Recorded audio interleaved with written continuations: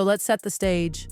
Tom Bauer. He isn't just some random loudmouth on the internet. He's an 85-year-old royal biographer with decades of experience ripping apart carefully built images. His reputation? Brutal honesty, his weapon, facts sharpened with suspicion, and when he points his pen at Meghan Markle, the world doesn't just listen, they lean in. And oh, did he lean in this time? Bauer just pulled the curtain back on a chapter Meghan has spent years trying to bury. The whispers, the gossip, the thing she hates the most, her alleged yacht girl past. Now before you roll your eyes, let's be clear. This isn't about shaming a woman for how she hustled or where she came from. This is about contradictions. And with Meghan, the contradictions are stacking up higher than Buckingham Palace itself. For years, Meghan has painted herself as the scrappy underdog, the hard-working Hollywood outsider who clawed her way from obscurity to royalty, a fairy tale story of grit and grace. But Bauer's version? It's not about talent. It's about strategic networking, yacht parties with powerful men, and connections that conveniently catapulted her forward. Meghan has denied it, of course. She's called the rumors sexist, defamatory. But here's the thing about rumors. When they don't die, when they hang around for over a decade, you have to ask why. And Bauer? He thinks he knows why, because they fit the pattern. A pattern of image control, a pattern of rewriting the narrative, a pattern of obsession with how she's seen. But the yacht girl talk? That's just the appetizer. Bauer digs deeper into Meghan's near-obsessive fascination with Princess Diana. And let me tell you, this part gets chilling. Meghan hasn't just admired Diana, she has mirrored her. Same outfits, same poses, same wide-eyed, vulnerable looks, even the teary-eyed fragility that once made Diana beloved by millions. But here's the catch. When Diana did it, it was raw. It was authentic. With Meghan, it feels like a performance, a role, and people notice. Think back to the Oprah interview, Meghan's supposed masterpiece moment, her chance to rewrite her story. Instead, it fell apart within days. Fact-checkers were everywhere. She swore she had never Googled Harry before meeting him. Yet there are photos of her, pre-Harry, wearing jewelry linked to Diana. She claimed royal protocol was also new and foreign to her, but she already had royal-adjacent friends before ever stepping into Harry's orbit. It's not one or two slip-ups, it's the accumulation. And when stories pile up like that, people stop believing any of it. On the outside, Harry and Meghan look like the ultimate love story. Netflix specials, glossy red carpet moments, their California dream. But Bauer, he's not buying it. He calls it what it looks like from his vantage point, a business partnership. According to him, Meghan wields her daughter like a shield, using motherhood as her emotional safety net. Whenever the criticism gets too loud, suddenly there's a carefully timed story about bedtime with Archie or a photo of her baking with Lily. Sweet moments or clever PR tricks? Bauer says the latter. Behind closed doors, he claims, it's not so rosy. There's an emotional gap between Harry and Meghan that keeps widening. Their timelines don't add up. Their photo ops are starting to look less like love and more like stage marketing campaigns. And Hollywood? Oh, Hollywood has started to see it too. For a while, Meghan was untouchable. She was literal royalty, and Hollywood ate that up. Invitations to elite events rolled in. A-listers posed for photos. She looked like she had Hollywood wrapped around her perfectly manicured finger. But then, quietly, something shifted. The calls stopped coming. The producers started whispering. The A-listers, they distanced themselves. Slowly, almost cruelly, Meghan went from exclusive guest to brand liability. And Bauer explains why. Hollywood hates unpredictability. Meghan's brand? A storm of contradictions. One day she's the feminist warrior. The next, she's the misunderstood royal. Then she's the Hollywood dreamer. And then back again. No one knows which Meghan they're going to get. And in Hollywood, that kind of instability is poison. Behind closed doors, whispers got sharper. She makes everything about her. She's hard to work with. She brings drama.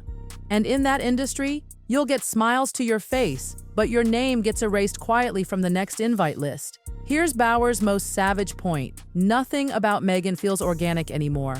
Every photo looks staged. Every public appearance is strategized. Every paparazzi shot, most likely tipped off. Even her attempts to seem normal come across like mini productions with lighting, makeup, and direction. It's not that she's calculated, it's that the calculation is now too obvious. Netflix shots with Harry? Staged. Paparazzi snaps at the farmer's market? Staged. Even the moments meant to look raw and vulnerable have the gloss of a production set. And ironically, it's this level of control that's killing her brand, because the harder you try to look authentic, the faker you look.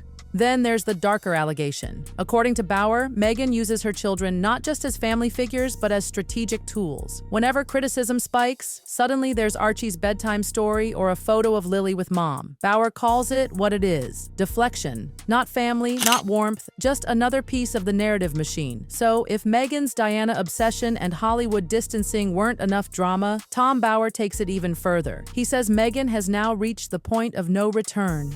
Why? Because people no longer give her the benefit of the doubt. Every story she tells gets picked apart.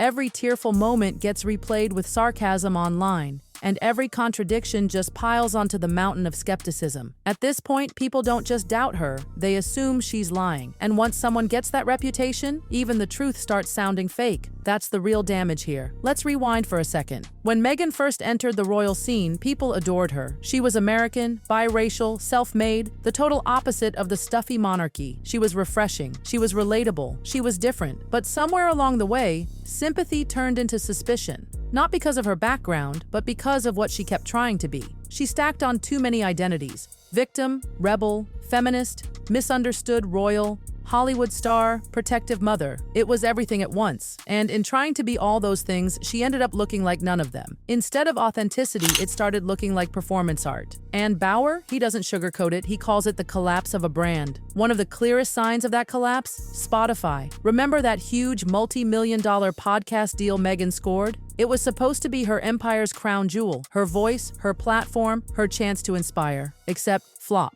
Spotify pulled the plug without much fuss. Insiders whispered that the show was shallow, all fluff and no substance. Others claimed Meghan barely did the work herself. What should have been a blockbuster project ended up as nothing. And in Hollywood, that kind of failure is a scarlet letter. If Spotify couldn't make it work with a royal duchess, why would any other platform take the risk? It wasn't just a lost deal. It was a warning sign to the entire industry. Then came Netflix. At first, they were all in, a royal couple telling their truth. Who wouldn't watch that? But after the initial hype, viewership tanked. Later projects fizzled. And behind the scenes, executives started noticing the same red flags Spotify did. Meghan's obsession with control, her unwillingness to collaborate, her relentless focus on image over substance. Slowly, Netflix too began cooling off. What was once a crown jewel partnership started looking like another fading opportunity. And if you think Hollywood distancing was brutal, wait until you hear how the royal family has handled it. They've done the coldest thing possible: silence. King Charles doesn't mention her. William avoids the subject altogether. Kate? She acts as if Meghan doesn't even exist. For the royals, this isn't drama anymore. It's damage control. Meghan's name has become radioactive. Easier to erase her than risk the chaos she drags along. That silence speaks volumes. And let's not forget the internet. Social media has turned Meghan into one of its favorite targets. Clips of her interviews get chopped up and mocked. Her speeches are dissected for inconsistencies. Old footage resurfaces and goes viral, always with a sarcastic caption ready to tear her down. The same fans who once defended her?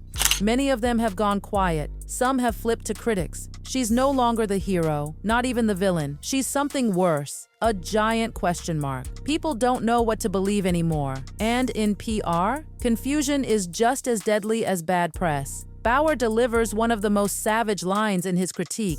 Her lies could flood the earth. Dramatic? Sure, but you get the point. When someone spins too many tales, the audience stops listening altogether. And Meghan, according to him, has crossed that line. The contradictions, the staged moments, the failed projects, the cold shoulders from Hollywood and the royals, they all point to one thing: the brand is collapsing. Here's where it gets almost tragic. Meghan once believed she could control her narrative forever. With the right lighting, the right photo, the right spin, she thought she could shape how the world saw her. But the world is tired of spin. People want real. They want authentic. And Meghan, despite all her efforts, just doesn't feel real anymore. The fairy tale is over. What's left isn't scandal, it's fallout. And Bauer believes this isn't just a rough patch. It's the beginning of the end. Not of Meghan Markle the person, but of Meghan Markle the brand. That glossy, carefully constructed image that once dazzled the world, it's crumbling. And unlike the fairy tale wedding, there's no happily ever after in sight. Happily ever